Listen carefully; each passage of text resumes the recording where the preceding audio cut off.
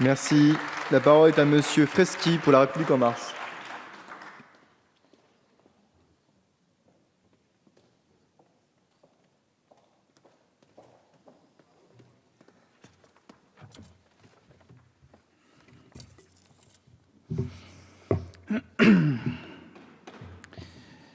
Monsieur le Président, Madame la Ministre, mes chers collègues, Eric Hobsbawm écrivait dans L'ère des révolutions, les mots sont des témoins qui parlent souvent mieux que les documents. Cyberespace, big data, algorithmes, intelligence artificielle, hyperlien, nanotechnologie.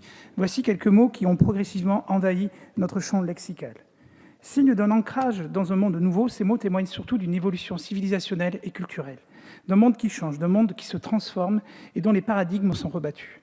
Face à une Europe parfois soumise à la détention d'euroscepticisme, ces mots doivent nous permettre de considérer les changements à l'œuvre et nous réunir autour d'un projet à nouveau commun. C'est dans l'union que l'Europe a construit la paix tout en relevant des défis colossaux et uniques. C'est aussi dans le numérique que notre vieille Europe doit se repenser. Depuis mai 2015, la mise en opération de la stratégie du marché unique du numérique est une priorité politique de la Commission Juncker. Il s'agit de créer un véritable écosystème numérique à dimension européenne. C'est à cet effet que la Commission européenne a déjà présenté un total de 35 propositions législatives et initiatives politiques. Le sommet de Tallinn du 29 septembre 2017 rappelle lui aussi ce postulat indispensable à tout développement. Une Europe du numérique articulée autour d'un marché intérieur unique, capable de contribuer à plus de 415 milliards d'euros au PIB de l'Union européenne. Pour ce faire, des préalables demeurent nécessaires. Dans une logique d'inclusion, l'Europe doit tout d'abord accompagner la construction d'un maillage numérique équilibré sur l'ensemble des territoires européens. Il y a déjà trop de périphéries en Europe et au sein même des États, la discrimination numérique est un enjeu de poids. En ce sens, les engagements de la Commission Juncker invitent à une méthode de travail collective afin de ne pas réitérer les erreurs du passé comme cela a pu être le cas lors du déploiement de la 3G ou de la 4G.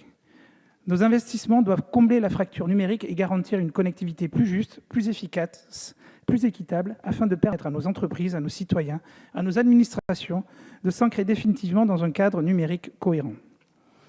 En marge du sommet européen de Tallinn, la commissaire européenne en charge du numérique, Maria Gabriel, a également rappelé quels étaient les enjeux économiques et stratégiques de la révolution numérique. Révolution dont, pour la première fois dans l'histoire, l'Europe n'en est ni à l'origine, ni à sa tête. L'Europe doit ainsi dégager des synergies afin de ne pas s'éloigner de la frontière technologique et de porter continuellement et collectivement des investissements dans l'innovation, comme c'est déjà le cas pour le premier supercalculateur européen qui verra le jour en 2022-2023.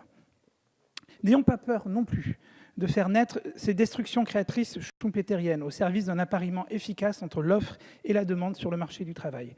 Il faut aussi, et concomitamment, qu'une concurrence juste et loyale se déploie sur l'ensemble de l'espace européen. Il faut que nos start-up, nos entreprises sortent d'une réglementation européenne adamique. Tout reste à définir de manière européenne. Le numérique permet aux TPE et aux PME de s'adapter aux transformations de l'économie et de s'attaquer aux situations établies en changeant de paradigme d'un point de vue technologique, économique et organisationnel. Aidons nos entreprises en construisant un droit commun au service des enjeux de notre modernité. Il faut par exemple permettre à des entrepreneurs, comme c'est déjà le cas à Singapour, de créer une start-up en moins de 72 heures. De même, retrouvons-nous dans la préconisation estonienne d'instaurer une 5e liberté de circulation en Europe, celle des données, pour améliorer la compétitivité européenne tout en assurant un cadre normatif garant de la sécurité des données personnelles et protecteur face aux cybermenaces. Dans nos temps modernes, il devient enfin urgent de développer la culture du numérique auprès des plus jeunes. Afin d'éviter une fracture socio-numérique, il faut pourvoir à une éducation à ces nouveaux outils et permettre à chacun de s'adapter, de s'insérer dans cette transition digitale.